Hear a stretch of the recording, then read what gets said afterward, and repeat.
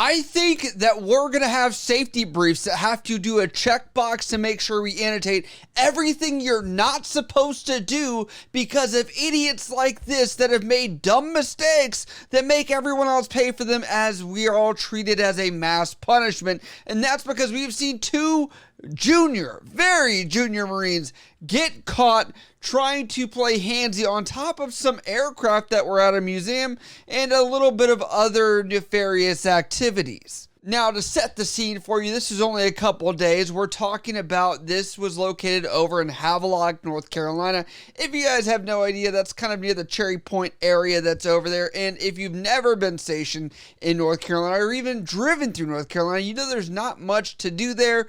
You have people talk about the Driftwood, you have people talk about all these different places, Walmart. Really, it is just not a great place for young people, and they're prone to get in trouble, and that's where we're at with this.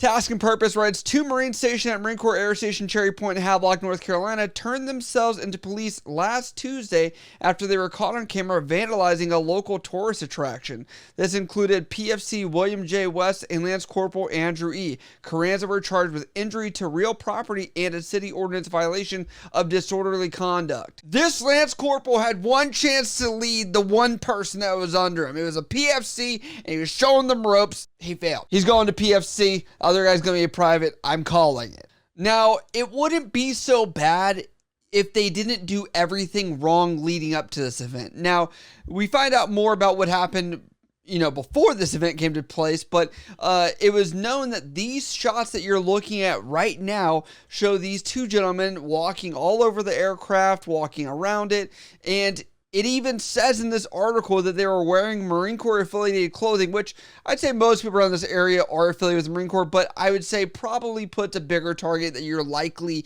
easy to identify as well. They said that this affair began shortly before 3 a.m. on Saturday, August 20th, when the 2 men were captured on security cameras at the Havelock Tourist and Event Center.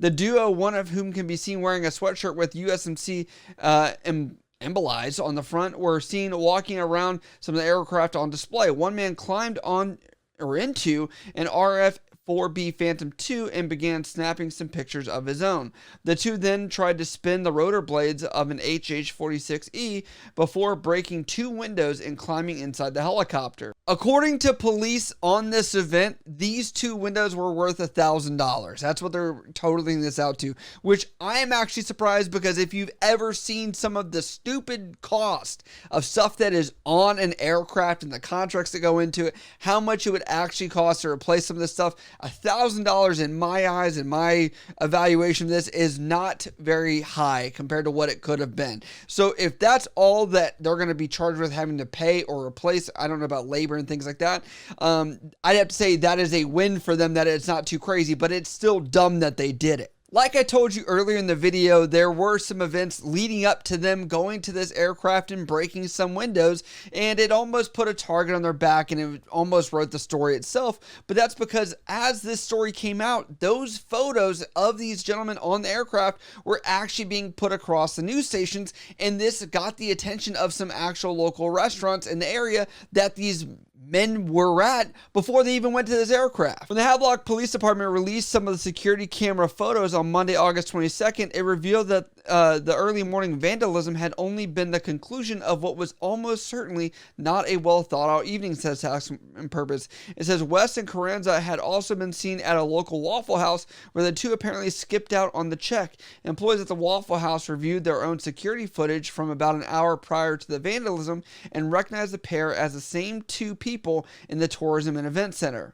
There are a lot of Marines in North Carolina, in Havelock area here, but you could see from this photo over at Waffle House that they were caught on camera. There are cameras everywhere now, especially on something that's a high price item, such as a museum piece aircraft that you're going to see out there. I just find it funny that no one actually thought this out. I'm assuming they must have been drunk. There had to have been alcohol involved, which is like 90-something% of most instances that we see in the military.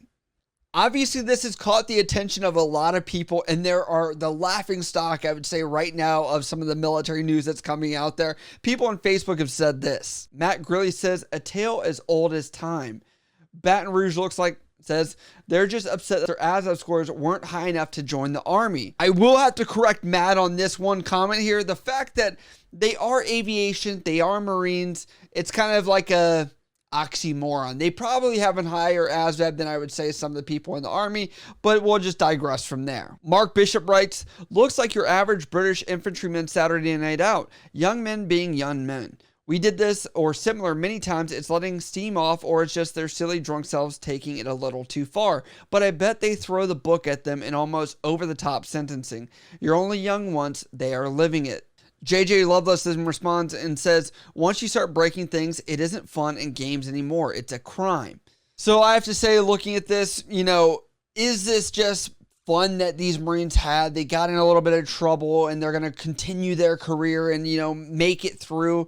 Or is this something that is like the career ender that they should just pretty much be put on the chopping block to end their careers? Have I seen people probably create a bigger mess more than $1,000? Yes. Does this look bad for the Marines? Yes. I say the Havelock community here likely probably understands that these are young Marines that are just being young and dumb, doing some young and dumb things. I would say yes, and I think there would be forgiveness because they're not the first or last Marines that are going to be here doing this. Now we're going into our double dose of this episode of this video where we're talking about the Air Force out here, where it looks like they're going to do a trial of beards. Air Force Times says, Air Force may temporarily allow beards in the name of research. The idea would let participating airmen sport well-kept beards no longer than 1/4 inch, says military.com, first reported Monday. The matches the length allowed for people who are medically exempt from the requirement to be clean-shaven. Now, it goes on to say there is no potential timeline for approval because it isn't even at that stage. She said, this is a volunteer's proposal. They say that this group is one of the Air Force's volunteer teams that considers ways to make policies more equitable for all airmen. So far, the Air Force has banned all beards for all except those who have 5-year medical waivers for PFB, pseudofolliculitis barbae, or chronic razor bumps, or religious waivers for those whom beards are central to their observance, like all these different religions, and allows the beards to be up to 2 inches long. We've been asking for beards for years at this point, and it's on the top of every question, every single brief that we have with the top brass that's out there.